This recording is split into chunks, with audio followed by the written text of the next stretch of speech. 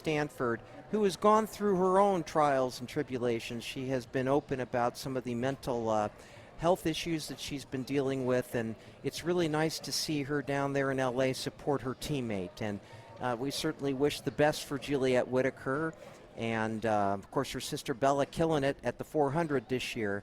But it's really nice to see Juliet down there cheering on her teammate. What a great teammate. Also saw Vin Lanana there on the rail, coach of the University of Virginia. Has a few athletes here in the field, including Brett Gardner. You see him in the Virginia singlet wearing hip number 10, was an ACC champ for NC State. You see a lot of college switching happening in this era as the field gets assembled for the second section of the men's steeplechase. We'll have our top steeple sections coming up just after those 800 meters that will follow shortly here. See Caleb Williams on the inside, ran at Purdue. Quinton ORR from Iowa State. Jackson Shorten ran at Princeton. Casey Comber for Under Armour Baltimore. USA Road Mile runner-up, now given the steeplechase a try. And the Mexican runner-up from 2023 on the outside, Israel REYNA, is the Mexican champion back in 2022. Paul, I would say that Comber is actually the favorite here. He certainly has the wheels, a 334-24 1500 guy, 351 miler. He was fifth in the USATF Road Mile at the Drake Relays back in April. His steeple PR, though, was not as fast as you might expect with those kind of wheels, 832.19, so he might be able to do some damage here. Getting back to Vin Lanana for a moment, he has certainly coaching now one of the great charismatic athletes in collegiate track, and Gary Martin. And it will be exciting to see how Gary does in the USATF championships as well later on.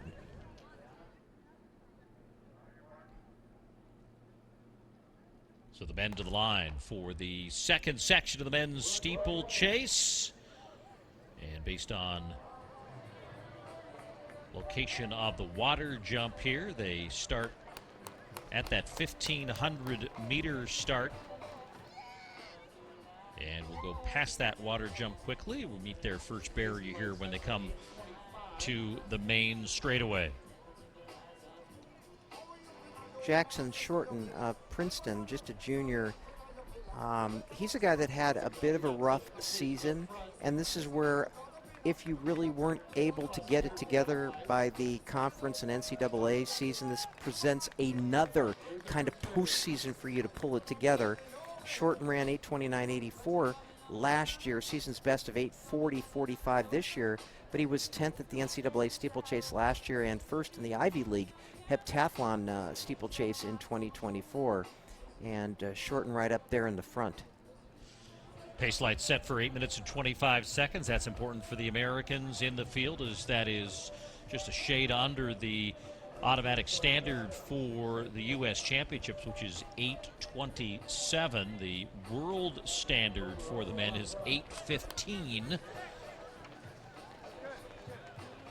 As Comber and Jackson Shorten will head into the water jump for the first time, and everyone gets in and out of that water safely. And we'll get back on to the main part of the track here and immediately see the barrier. This is a good move, I think, for Comber to go in the steeple, Paul, because the 1,500 is so absolutely loaded in the United States, and to take a whack at something like this, I think, is a good utilization of his career, if you will. And USATF automatic qualifier is 8:27, and I think Comber could have a real shot at getting that, if not today, then sometime in the next couple weeks, because with his speed he should be able to, once he gets the hurdling technique and kind of the mechanics of it all down, could be a real threat. No benefit of a pace setter for these men in this second section of the men's steeplechase, so Comber having to do it all by himself. Grant Bradley has now moved up.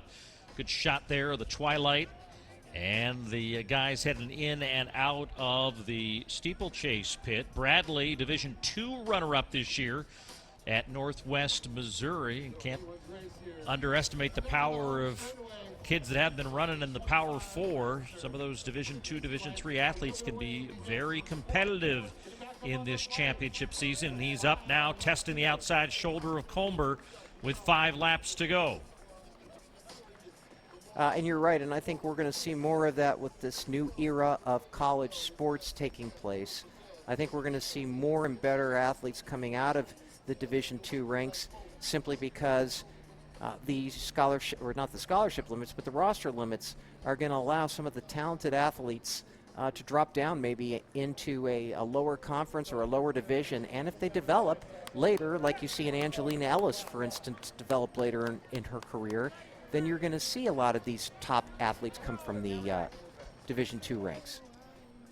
Pretty confident move by Bradley there as he takes the lead from Comber for the first time. Gardner has moved up now into third. As we're starting to see the single file group of runners start to stretch out just a little bit. 6 in that lead group.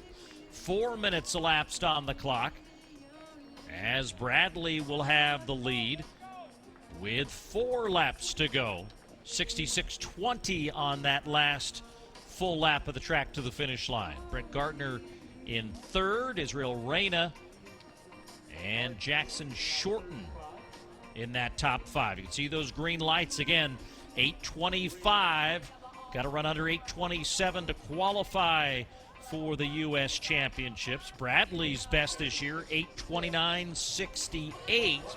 So he is incentivized to try to stay on those lights for as long as possible. He's starting to break a little bit of space between him and Comber now, Tom. He looks terrific, actually, Paul.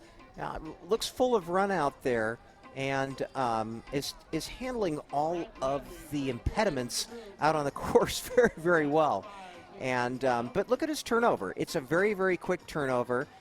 Watch how he had a little bit of a hesitation step there, but is taking these barriers with authority. Gardner has now moved into second. 3 laps remain. So he passed with 3 laps.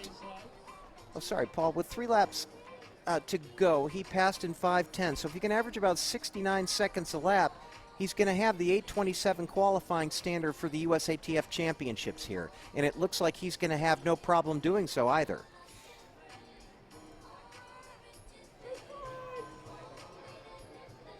And he's kind of broken this one open with Gardner leading REYNA.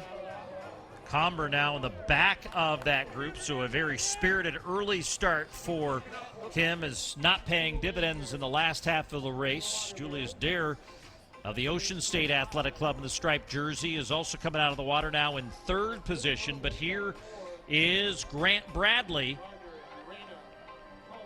Hasn't lost too much of a touch point to those green lights as he continues to stretch his lead as he's got 2 laps to go. Here comes Shorten now. Oh, and a fall as he goes down here, Bradley, but a nice rollover. He's back up and running, but a potentially catastrophic fall here with 2 laps to go.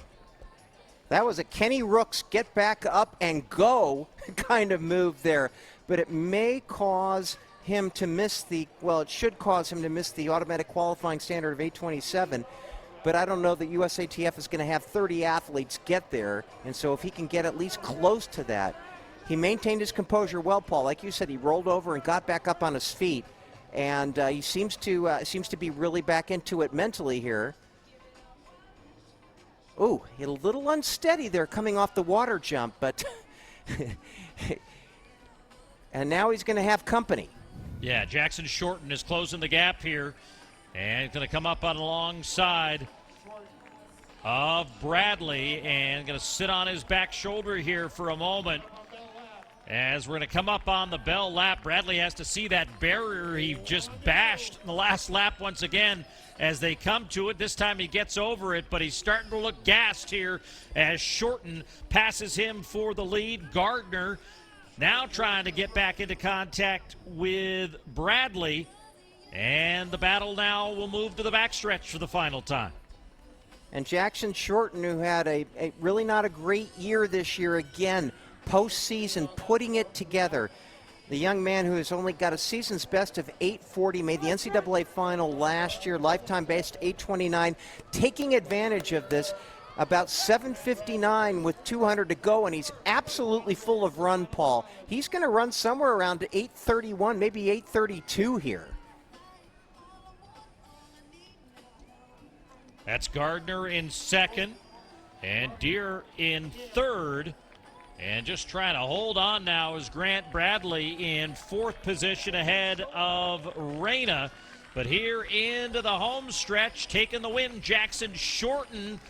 And he gets under 8:30, a new lifetime best for Shorten as he carves off just a couple of tenths off his previous lifetime best, but running well in what turned out to be a very different race over the last two laps, as we thought Bradley was going to be in control all the way home and just could not get over that barrier that they're adjusting right now and moving out of harm's way. Bradley still holds on to finish fourth in 8:38.46, but he'll go back and think about that race, and that barrier cost him potentially a shot of making that U.S. championships come late July. Well, and Jackson Shorten really scooched that last 200 somewhere between 28 and 29 seconds and pipped his PR by 0.2 of a second. What a well-timed race. That last lap, 62.95, but literally that last 200 in about 29, and it looks like Jackson Shorten is back. And he has one season left of eligibility at Princeton, and he's got to be really quite happy with that. Here we're going to see Bradley take the Brody right here on this barrier. He just clipped it with his trail leg, enough, though, to throw him off balance. But look how quickly he gets back on his toes. And nice job by our Runner Space production crew. And Bradley made, really got back into the swing of things, but the effort it probably took him both mentally and physically. And you can see how far back that group was. And then you see Shorten now in the light vest there with one lap to go, and he just seizes on the moment.